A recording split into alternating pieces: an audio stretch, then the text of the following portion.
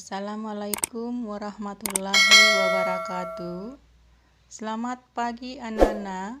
Selamat bertemu kembali di pembelajaran bahasa Indonesia.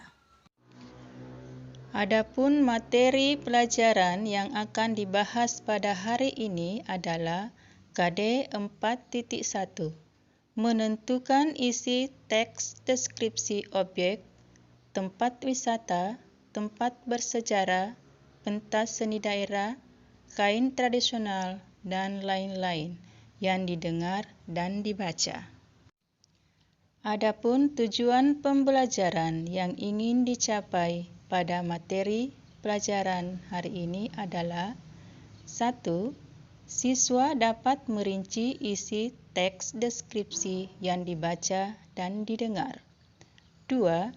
Siswa dapat menentukan pemetaan isi teks deskripsi yang dibaca dan didengar. Pada KD 4.1 ini, materi pembelajaran mencakup menentukan perincian informasi pada teks deskripsi dan membandingkan isi teks deskripsi. Materi pertama yang akan dibahas pada pertemuan kali ini adalah menentukan perincian informasi pada teks deskripsi. Berikut ini, Ibu akan membacakan contoh teks 1 dan teks 2. Teks 1. Pesona Pantai Senggigi. Pantai Senggigi merupakan salah satu wisata andalan di Nusa Tenggara Barat. Pantai Senggigi sangat indah. Pantai Senggigi terletak di Kecamatan Batu Layar, Kabupaten Lombok Barat, Provinsi Nusa Tenggara Barat. Pantai Senggigi merupakan pantai dengan garis pantai terpanjang. Pemandangan bawah laut Senggigi juga menakjubkan. Pura Bolong menjadi pelengkap wisata di Pantai Senggigi. Memasuki bibir Pantai Senggigi, kita akan disambut angin pantai yang lembut dan udara yang segar. Angin lembut terasa mengelus kulit. Garis Pantai Senggigi yang panjang dengan gradasi warna pasir putih dan hitam membuat keindahan pantai ini semakin menarik. Ombak yang tenang di pantai ini membuat rasa tentram semakin lengkap. Dari kejauhan, tampak hamparan permadani biru toska berpadu dengan hiasan buih-buih putih bersih. Sungguh elok pemandangan pantai ini. Bukit-bukit tangguh nampak menjadi latar bagian pantai. Pantai Senggigi dengan pesonanya yang benar-benar seperti lukisan di kanvas alam yang luas terbentang. Pemandangan bawah laut Senggigi juga tidak kalah memesona. Terumbu karang yang masih terawat menyuguhkan pemandangan alam bawah laut yang memukau. Terumbu karang nampak berwarna-warni sangat indah. Ikan beraneka warna menambah keindahan bawah laut Senggigi. Dengan snorkeling maupun menyelam, Anda dapat menyaksikan pemandangan bawah laut yang mengagumkan. Anda akan menyaksikan betapa memesonanya taman bawah lautnya.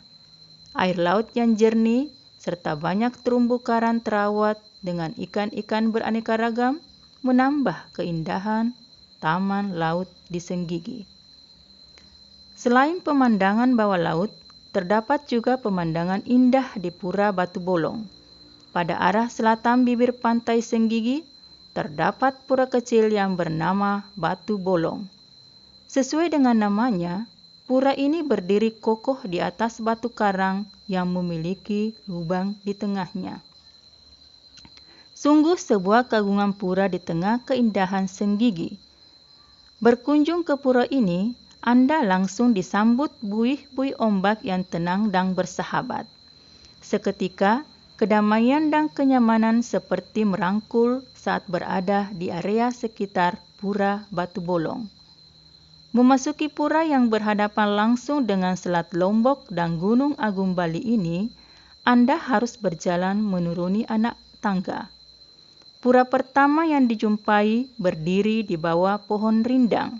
Sementara Pura kedua berdiri kokoh di atas karang yang menjulang setinggi sekitar 4 meter dan memiliki lubang di bawahnya. Jika berkunjung saat cuaca sedang cerah, Anda dapat melihat pemandangan Gunung Agung Bali yang menjulang tinggi.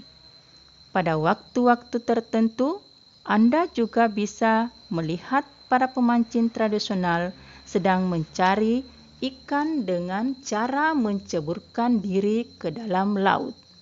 Selain itu, melewati senja sambil memandang matahari terbenam di pura ini juga menjadi saat-saat paling menyenangkan. Keindahan semburat merah sang mentari menjadi pemandangan yang sangat menakjubkan. Wisata Pantai Senggigi menawarkan sejuta keindahan dan kenyamanan. Sungguh pemandangan yang menakjubkan. Teks kedua. Gebyar pementasan tari kolosal Arya. Drama tari kolosal Arya dipentaskan di area Monas. Pementasan tari kolosal ini dalam rangka Hari Jadi Kota Jakarta ke-386. Drama musikal Arya diambil dari cerita Betawi. Arya menceritakan pejuang perempuan muda Betawi yang penuh semangat dan mempunyai martabat. Attila Suryajaya memprakarsai dan menjadi sutradara cerita rakyat Betawi ini. Selain itu, seniman serba bisa itu juga menulis naskah dan sekaligus menulis lirik lagu pementasannya. Dari awal sampai akhir, pementasan ini sangat memukau. Pertunjukan dimulai pada pukul 20. Pertunjukan dibuka dengan nyala api yang berkobar di depan Tugu Monas. Di bagian barat, kembang api meluncur deras ke langit Jakarta diiringi alunan musik mengentak keras. Penonton bersorak-sorai kaget sekaligus terpesona. Tata lampu yang didukung cuaca cerah malam itu semakin menambah kedahsyatan suasana pembukaan. Pertunjukan awal melibatkan Monas sebagai latar. Monas nampak gagah dan menawan karena berkali-kali disoroti gambar-gambar indah sebagai latar cerita. Setelah sukses memukau penonton pada acara pembukaan, penonton disuguhi kemunculan 200 penari yang menjadi inti drama Arya. Para penari berlenggak-lenggok di atas 3 level panggung miring dengan sudut 15 derajat. Kostum warna-warni tradisional Betawi nampak semarak dibalut sinar lampu yang dramatis. Erwin Gutawa mengaransemen lagu-lagu Betawi dengan syahdu. Musik menggetarkan suasana. Adegan puncak benar-benar mengaduk-aduk emosi penonton. Beragam suasana hati semakin dirasakan penonton.